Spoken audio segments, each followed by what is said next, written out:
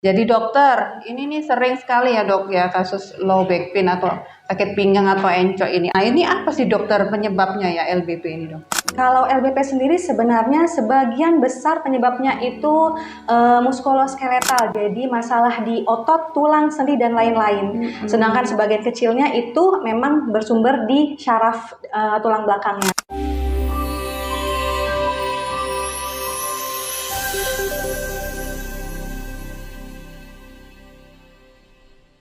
Assalamualaikum warahmatullahi wabarakatuh. Selamat pagi Sobat Sehat Rumah Sakit Bandar Negara Husada. Jumpa lagi kali ini dengan program kesayangan kita Podo Kece Podcast Dokter Kece Rumah Sakit Bandar Negara Husada.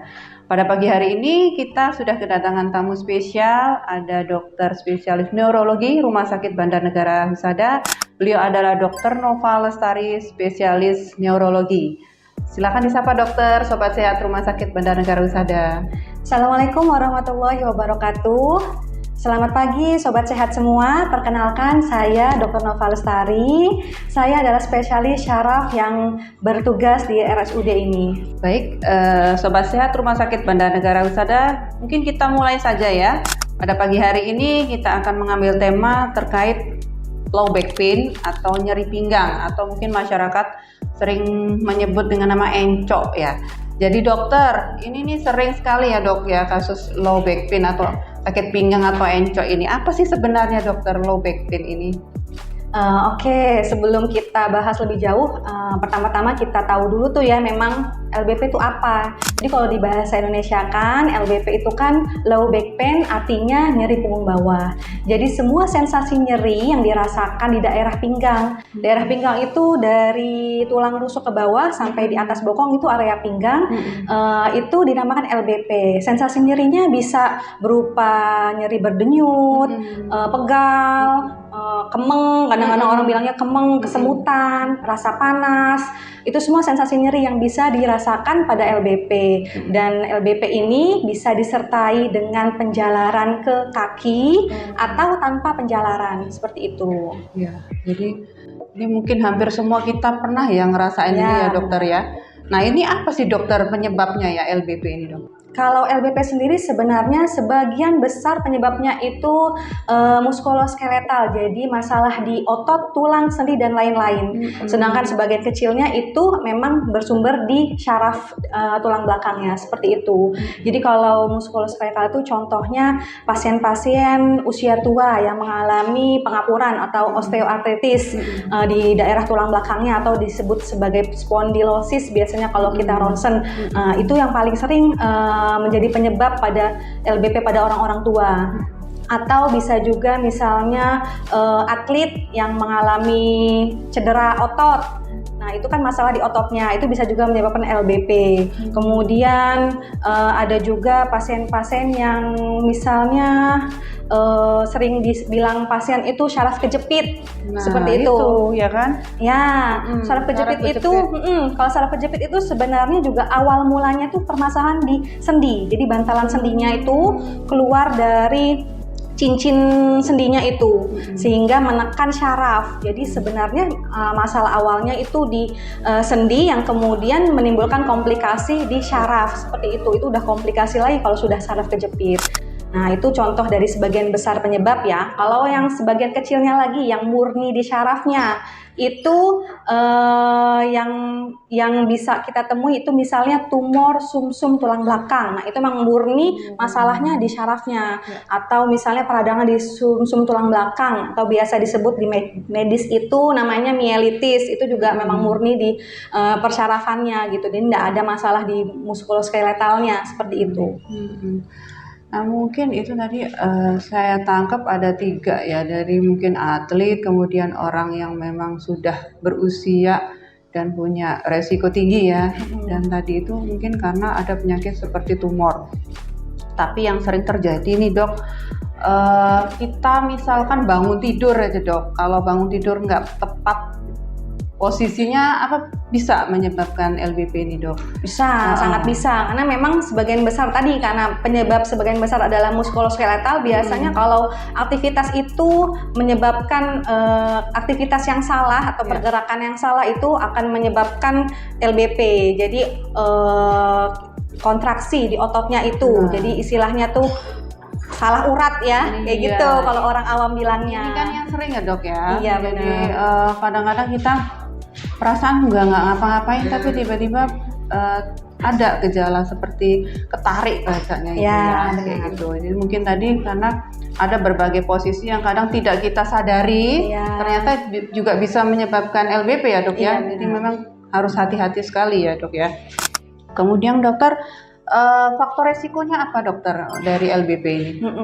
Jadi kalau faktor risiko itu memang ada beberapa. Yang paling sering berisiko untuk mengalami LBP itu yang pertama itu faktor usia. Jadi usia ini usia yang sudah tua tentu akan berisiko lebih tinggi dibanding usia yang masih muda. Jadi karena pada orang-orang tua itu mengalami kemunduran ya. Jadi sel-selnya sudah pada tua, sendi-sendi sudah pada mulai lemah, ototnya sudah melemah, akhirnya berisiko lebih tinggi untuk mengalami LBP. Kemudian faktor risiko yang kedua itu adalah berat badan. Jadi berat badan yang berlebih otomatis akan berisiko lebih tinggi dibanding yang berat badannya normal gitu, sudah jelas ya kalau seperti itu.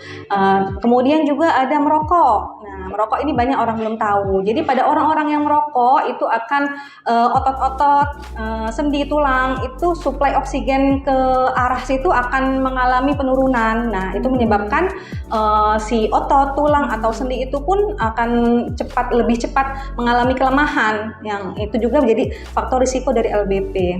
Kemudian pekerjaan. Nah, pekerjaan ini juga jadi pasien-pasien yang sering yang pekerja di kantoran yang memang aktivitasnya duduk seharian berjam-jam tanpa stretching, nah itu akan lebih berisiko. Kemudian pekerjaan yang lain misalnya petani yang suka nunduk-nunduk nanam-nanam padi itu juga akan lebih berisiko lagi gitu. Dan banyak lagi lainnya seperti itu.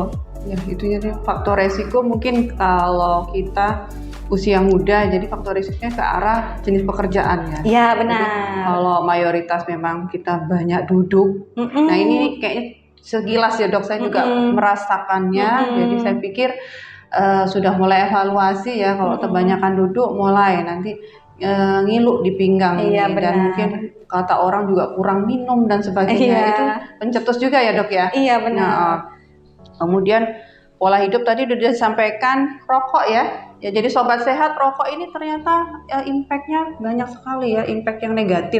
Jadi bukan hanya ke paru-paru, bisa jadi pencetus untuk low back pain seperti itu. Jadi kita memang gak usah lah yang merokok ya, Dok ya. Gitu. Memang kalau sudah kebiasaan ya cobalah kita kurangi untuk merokok seperti itu. Atau ya nanti lama-lama bisa kita nggak usah merokok ya, Dok ya.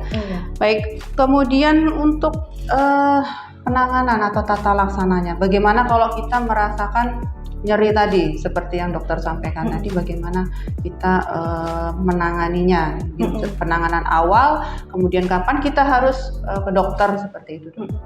Jadi kalau misalnya kita mengalami LBP, posisi ada di rumah, yang pertama kita lakukan adalah istirahatkan.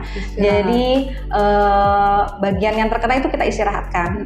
Setelah istirahatkan bisa kita kompres dingin. Diharapkan kompres dingin ini akan meredakan proses radang yang terjadi di daerah pinggang yang menyebabkan nyeri. Karena prinsipnya kalau misalnya ada nyeri di daerah tersebut berarti ada proses radang yang sedang berjalan. Nah, itu kita bantu redakan dengan istirahat dan kompres dingin. Kemudian tidak lupa kalau bisa tetap minum obat pereda nyeri. Jadi tidak ada pantangan buat orang jadi takut minum obat pereda nyeri. Justru pada fase akut yang sangat akut kita langsung redakan dengan pereda nyeri itu tidak masalah.